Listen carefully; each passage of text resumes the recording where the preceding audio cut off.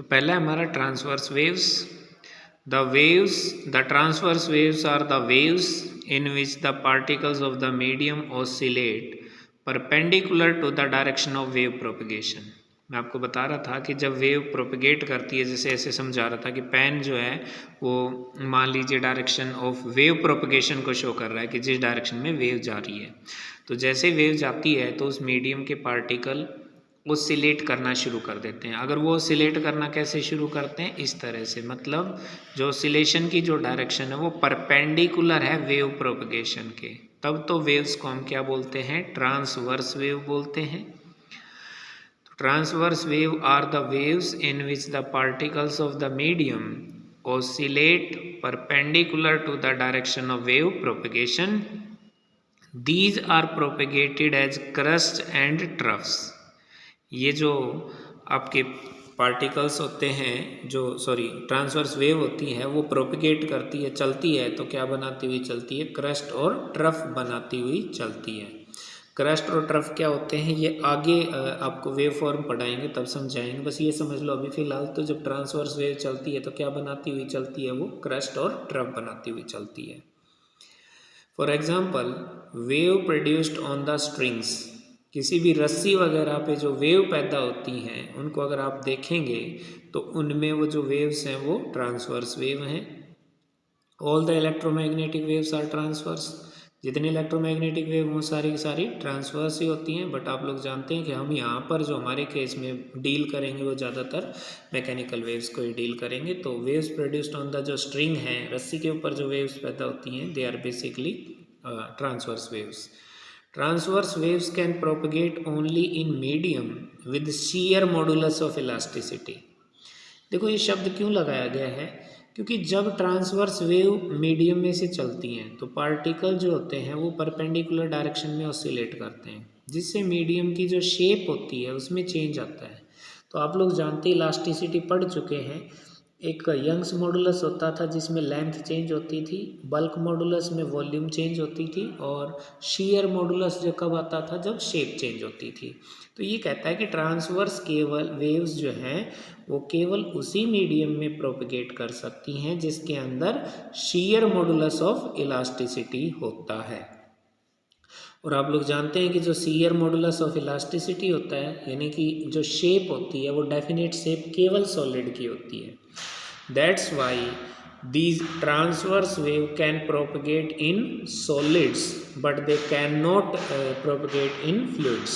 Fluids में आपके दोनों आ गए, लिक्विड भी और गैसेस भी। तो जो आपके ट्रांसवर्स वेव होती हैं ये फ्लूइड में प्रोपगेट नहीं कर सकती, they can propagate only in solids.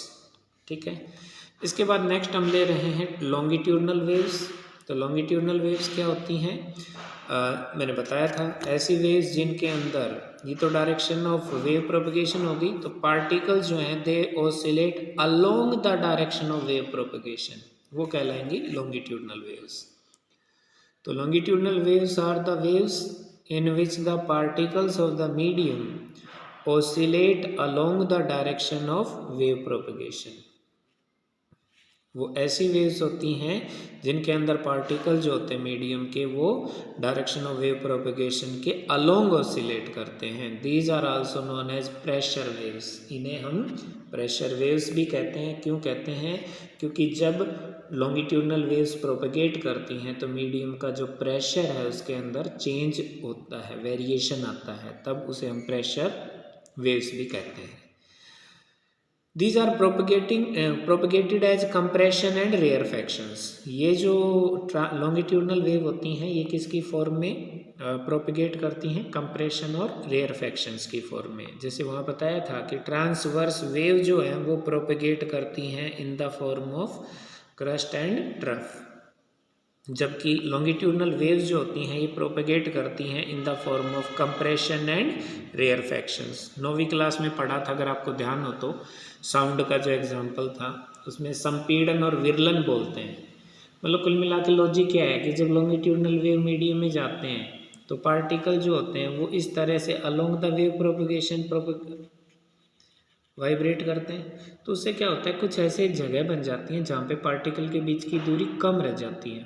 Normal से भी, उन्हें बोलते हैं कंप्रेशन। और कुछ जगह ऐसी बन जाती है जहाँ पर दूरी जो है वो नॉर्मल दूरी से भी ज़्यादा हो जाती है, उसे रेयरफैक्शन बोलते हैं। कंप्रेशन हिंदी में संपीड़न कहते हैं और रेयरफैक्शन को विरलन कहते हैं। तो कुल मिला के बात ये हुई कि जब लॉन्गिट्यूडनल वेव्स प्रोपिगेट करती हैं तो दो तरह के रीजन बनते हैं। एक रीजन में तो क्या होता है, पार्टिकल नॉर्मल डिस्टेंस से भी नज़दीक आ जाते हैं, तो वहाँ पे कंप्रेशन होगा, यानी कि आप समझ सकते हैं कि हाई प्रेशर हो जाएगा। और एक ऐसा रीजन बनेगा जहाँ पे पार्टिकल्स के बीच की जो दूरी है वो नॉर्मल से भी ज़्यादा हो जाएगी, तो वहाँ रेयरफैक्शन बनेगा, यानी प्रेशर वहाँ पे लो होगा। तो इस तरह से जब लॉन्गिट्यूडनल वेव चलती है तो क्या बनाती हुई चलती है, compression, rarefaction, compression, rarefaction, compression, rarefaction and so on, इस तरह से आगे बढ़ती है। एग्जाम्पल में आप ले सकते हैं कि sound waves in air are longitudinal waves. जो साउंड वेव्स होती हैं हमारी, they are the example of longitudinal waves, यानी जब साउंड वेव्स एयर में प्रोपिगेट करती हैं तो वो साउंड वेव्स उस एयर के प्रेशर को वेरी करती हुई चलती हैं। याद रखना, वेव की डेफिनेशन के अनुसार एयर को धकेलती नहीं है, एयर को एक जगह से दूसरी जगह ले जाती नहीं है, क्योंकि बिना transportation of the medium wave जो है वो एनर्जी मोमेंटम को ले जाती है। नेक्स्ट पॉइंट है longitudinal waves need bulk modulus of elasticity. आपने अभी देखा कि प्रेशर वेरी करता है, प्रेशर वेरी करता है तो प्रेशर वेरिएशन वॉल्यूम वेरिएशन से संबंधित है। तो वॉल्यूम अगर वेरी करेगा तो कौन सा मॉडुलस इंट्रोड्यूस होगा, बल्क मॉडुलस। तो ये कहता है कि जो लॉन्गिट्यूडनल वेव होते हैं उनको कौन से मॉडुलस की ज़रूरत होती है, बल्क मॉडुलस ऑफ इलास्टिसिटी की ज़रूरत होती है। So they can propagate in solid, liquid and gas.